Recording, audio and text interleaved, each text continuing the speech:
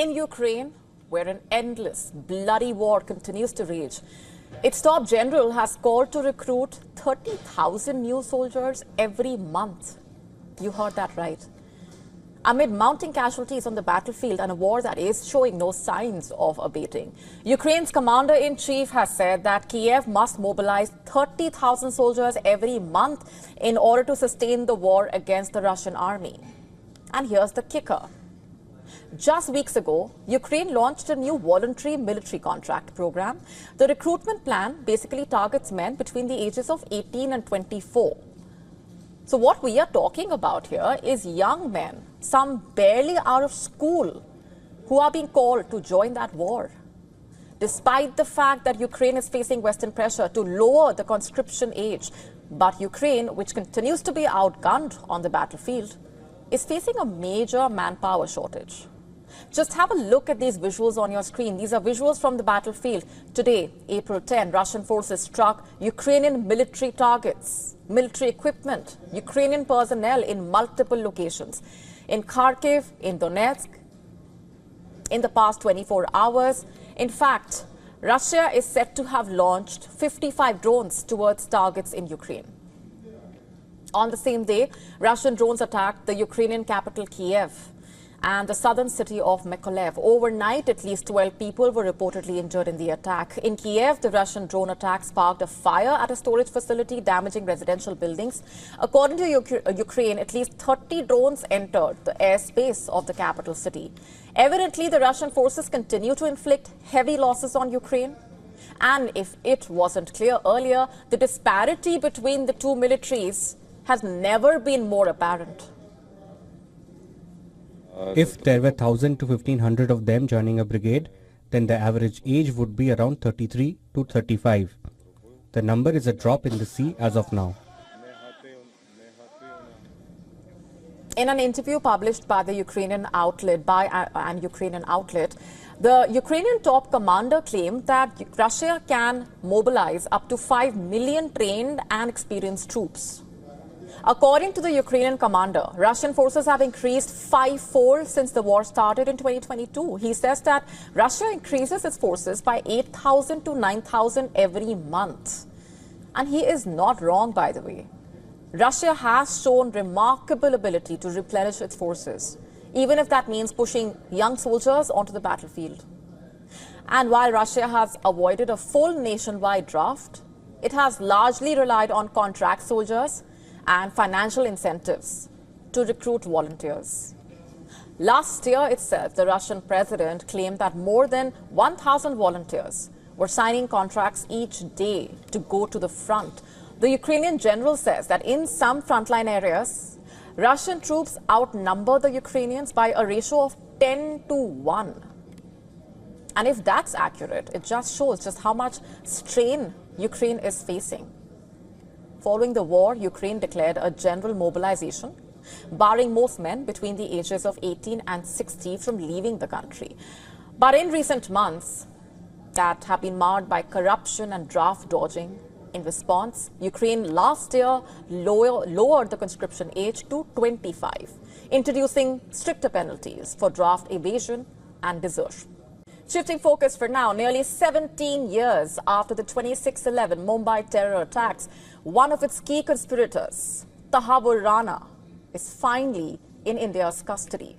In fact, this is the first image of Tahavur Rana in the captivity of NIA officials soon after he landed in India. The image coming shortly after agency officials confirmed his successful extradition to India. That, of course, in fact, is the first image of Tahavur Rana after he arrived in India.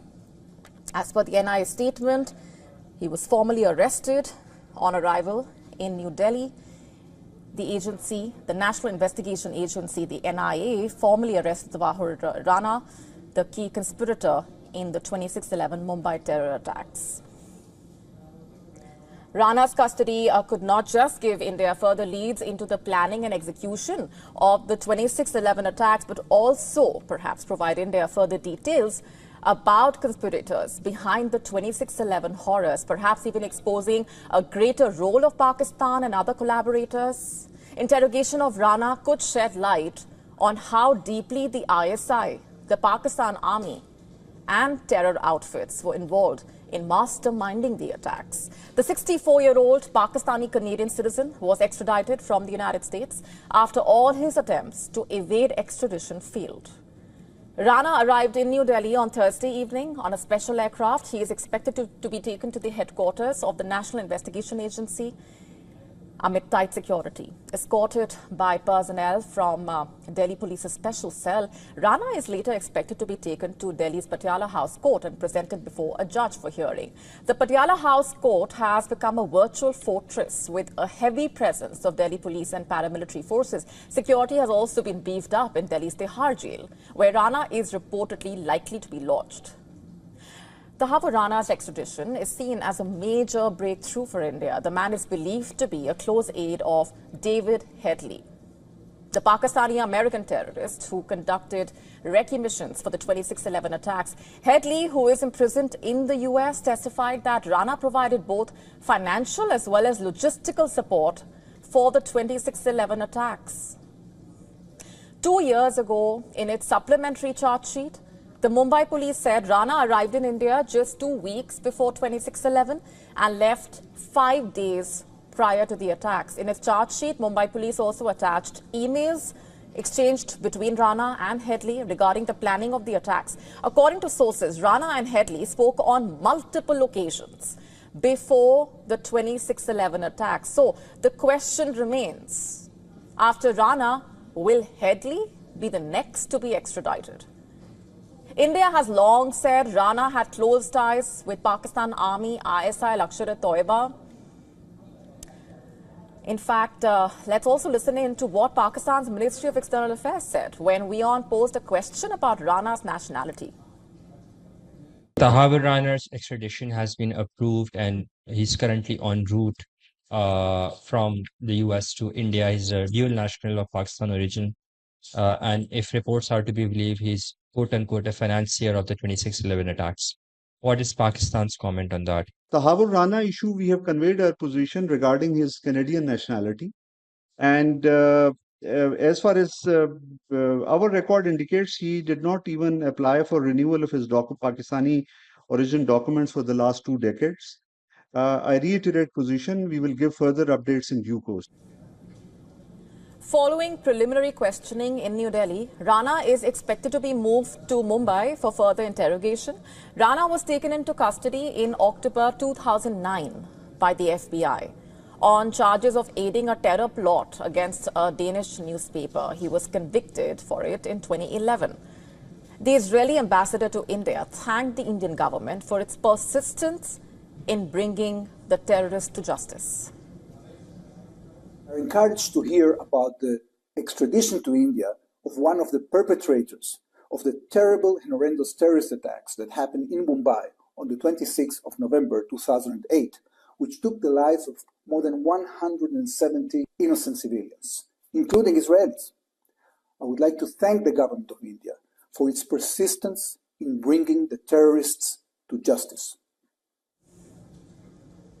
Nariman House, a 6-story building now known as a Chabad House, was one of the targets of the 26/11 attacks. In fact, the building was run at the time by an Orthodox Israeli-Jewish couple who died in the attack. Rana being extradited to India is a major breakthrough. The process ahead could expose further details of what happened in the run-up to the terror attack. Shifting focus, US President Donald Trump has his hands full with the global trade war, but that did not stop him from fulfilling one of his long-time priorities on Wednesday: to end what he calls a war on showers. The US president has signed an order to roll back Biden-era conservation regulations that basically limit pressure for shower heads and other water appliances, calling the rules ridiculous. You have to listen to this. Next up, sir, we have a series of executive orders and a memorandum all relating to deregulation, which has obviously been a major priority of your administration. The first of these is an executive order. The Biden administration launched what you've called a war on showers. They had certain regulations that basically killed the water pressure of showers and other water appliances. You can say it. Go ahead. What are the appliances? So, I mean, it's everything, sir. Sinks, dishwashers, toilets, sinks. But the shower heads are... There's no water. You don't get water. It's ridiculous. The president also poked fun at the regulation, saying nobody wants a low-flow shower head. He went on to tell officials and the journalists present that he likes to take a nice shower to take care of his beautiful hair.